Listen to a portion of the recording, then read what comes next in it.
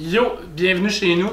Aujourd'hui, on va se faire des moules marinières. C'est une petite journée froide dehors, c'est l'hiver et tout. Je trouve qu'une recette de moules marinières, ça va être là pour nous revigorer en termes de chaleur. On s'est parti un petit foyer et tout. Ça va être super réconfortant. Moules marinières, je trouve que c'est une belle façon de faire des fruits de mer l'hiver. Tu sais, souvent les gens vont associer poisson fruits de mer à des trucs d'été sur le barbecue et tout. Mais ça, c'est un plat qui va être crémeux, riche. Ça va être parfait pour venir nous faire du bien dans notre petit cœur. Je vais vous dire comment on fait pour voir si les moules sont encore vivantes. La plupart des... Ben pas la plupart, il va y avoir des moules qui vont être ouvertes dans vos sacs de moules. Vous en prenez une qui est déjà fermée, une qui est ouverte. Tu vois-tu bien? Tu prends ta moule, tu cognes dessus, puis elle va se refermer graduellement. Si elle se referme, c'est qu'elle est encore vivante. Check. Là. Oh. C'est pas moi qui pèse, là. Tu sais, elle est vraiment toute... Tout refermé sans que je pèse, le gars, il est de même. C'est pas un tour de magie. C'est pas un tour de magie, là, elle est vivante. Fait que tu sais, tu cognes dessus, poc poc poc, qui est là, elle va se refermer, puis c'est réglé. Fait que tu fais ça avec toutes tes moules, t'es passé une après l'autre. Ceux-là qui sont ouvertes, toc toc toc, tu check. Ceux-là qui sont pas, tu sais, qui sont plus vivantes, t'es jettes. Ça, c'est dangereux pour ton bedon. On va faire ce qui va dans notre poêle avant de mettre les moules, c'est-à-dire du poireau. C'est la seule coupe qu'on a à faire, poireau puis de l'ail. Le poireau, coupez-le ultra finement, le plus fin que vous pouvez le couper. Parce que ça va être notre garniture avec nos moules. On creuse avec les moules, puis on va les manger avec le poireau et tout. Fait que coupez ça super fin, vu que ça soit fondant en bouche. On a fini de trier nos moules, on les a regardées une à une. Faites attention quand vous en achetez. Des fois, il y en a qui sont fermés, mais ils ont des trous dedans. La coquille est cassée et tout. Fait que ceux-là, prenez-les pas. C'est des moules, ils seront pas bonnes. Pas mal certains. Fait que prenez pas les moules cassées, prenez vraiment juste les belles moules entières et encore vivantes. Là. On va couper notre ail, on va le couper en tranches fines, comme les poireaux le plus fin possible, parce que ça, on va les manger. Moi, ça me tente pas de les couper en petits cubes, genre en brunoise. J'aime quand même ça, des tranches d'ail, ça va quand même être cool. Tu vas pouvoir prendre une moule avec une tranche d'ail et des poireaux. Je pense que ça va bien fort dans le plat. Par contre, on va aller les écraser. Les écraser, ça dégage des enzymes et tout, puis il y a une réaction chimique là, qui se passe là-dedans. Le goût change un peu de ton ail, fait que c'est pour ça qu'on le fait. C'est plus facile à enlever la pleure aussi, en écrasant nos ails. Tu vas mettre quelle quantité de beurre? 2 grosses noisettes.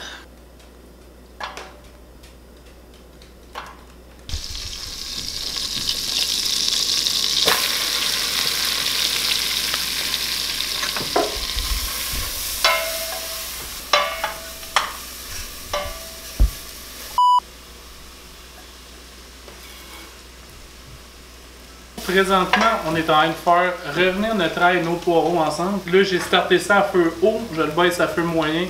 Puis juste avant de mettre nos moules, on va le remettre à feu élevé pour... vous allez voir ce que ça va faire après. Là, on va rajouter du vin avec la vapeur, ça va cuire. Mais là, pour bien les caraméliser sans les brûler, je vous dirais, mettez ça à feu moyen, ça va vous aider. Ouais. Un coup que nos échalotes et notre ail sont suées et colorées un peu, tu viens voir, ça en vient voir. Ça cuit bien.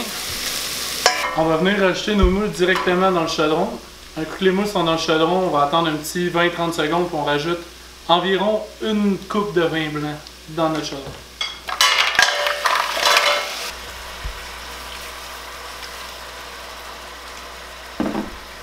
Un coup que notre vin est là-dedans, ça va monter en ébullition. Puis là, on veut en profiter pour mettre notre chaudron. Ça garde toute la vapeur du vin, puis avec la vapeur du vin, les moules vont cuire puis ils vont ouvrir. Fait qu'on garde notre vapeur là-dedans, c'est parfait comme ça. On les fait cuire les moules jusqu'à temps que les moules rouvrent puis qu'ils soient quasiment toutes ouvertes. C'est le temps que tu sais que tes moules sont prêtes. Dans le fond, tu veux pas les overcook, tu veux les cuire jusqu'à temps qu'ils rouvrent. Fait que les moules sont toutes ouvertes. On va venir les mettre dans notre assiette. Puis on va continuer notre sauce après. Okay. Là, notre vin est réduit, là, on est quasiment en glace. On va venir mettre de la crème puis on brasse notre sauce, ça va être prête. On va y goûter avant, on va ajouter sel poivre s'il faut.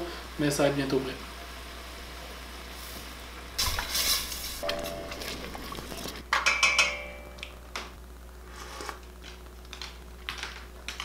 Ah, c'est excellent, on n'a pas besoin de rajouter de sel. Le jus de cuisson là, des moules qui a été dans la sauce, ça fait qu'elle est déjà bien assaisonnée. On pourrait rajouter un petit peu de poivre, mais je vois pas l'intérêt de le faire. Là, comme c'est déjà bien comme c'est là. Ça goûte le produit, puis le produit est bon. Fait qu'on va le respecter comme ça.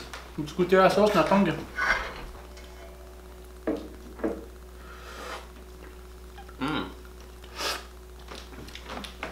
C'est la première fois que je goûte des moules. Je suis pas encore encore mangé les moules, mais là j'ai goûté des moules.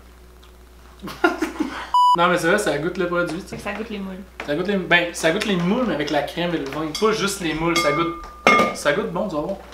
Ça met bien en valeur le produit sans cacher tout le goût du produit. Fait que quand vous mangez des moules, je vous conseille de vous garder un petit peu de sauce à côté pour vous faire des bouchées parfaites. Puis aussi de vous garder une coquille. Les moules, dans le fond, ils ont un petit muscle qui les retient à l'intérieur, là, check.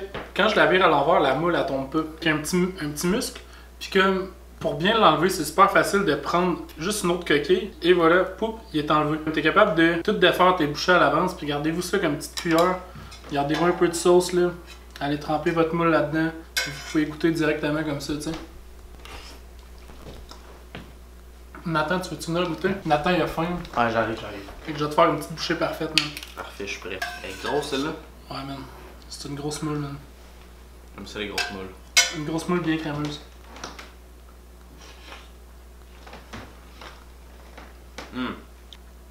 Parfait. Ouais, ça goûte la mer. Comme je disais tantôt, là, je trouve que c'est un bon truc à se faire genre l'hiver. Tu sais, c'est réconfortant, là, c'est chaleureux, là, c'est riche, c'est crémeux. Là. Venez voir les petites bouchées parfaites qu'on se fait. Là. Ça goûte justement man, le bon vin, ça goûte les bonnes moules fraîches, ça respecte le produit, c'est pas overkill man, dans tous les sens, dans tous les goûts. C'est vraiment bien, puis en plus c'est un finger food, fait que c'est quand même intéressant à manger avec ses doigts et tout. Hein. Pour moi c'est un Otter's finger food parce que je mange avec les doigts d'Étienne.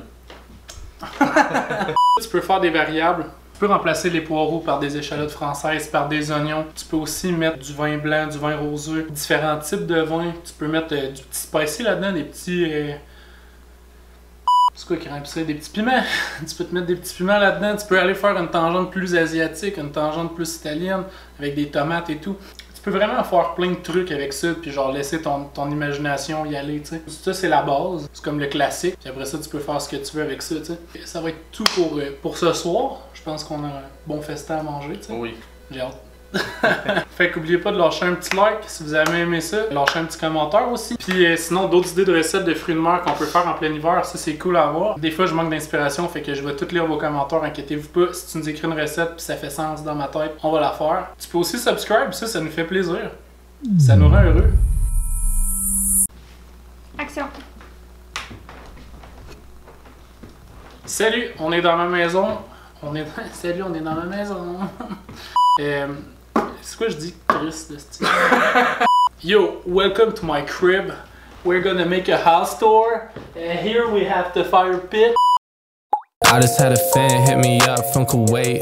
Told him this would happen and we not a minute late.